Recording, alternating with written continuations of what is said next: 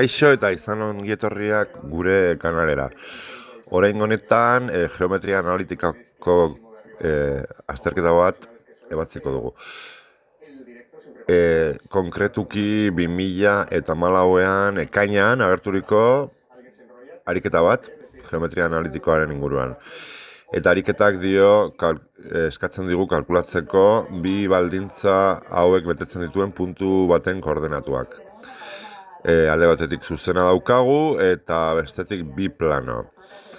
Eta eskatzen digutena da zuzenen puntua izatea eta bi planoetatik distantzia berera egotea.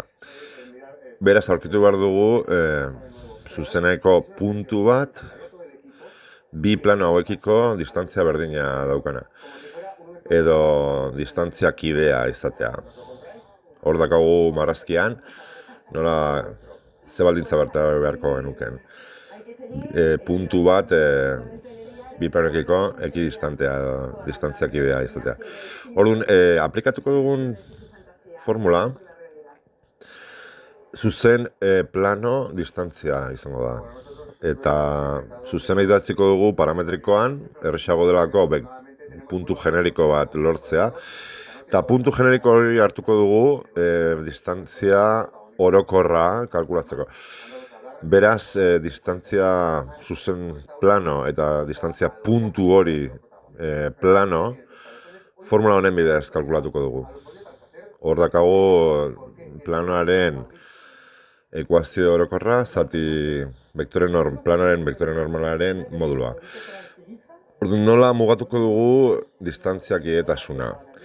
Distantzia P puntutik Pi planora eta distantzia P puntutik Pi prima beste planora berdinak izango dira. Eta hori izango da gure baldintza.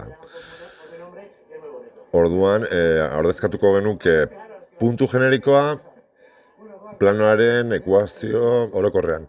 Eta zatituko genuke planoaren vektore normalaren moduluarekin.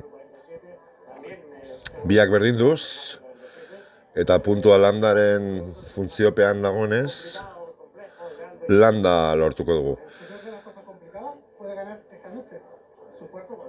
Bi puntu distantziak ideak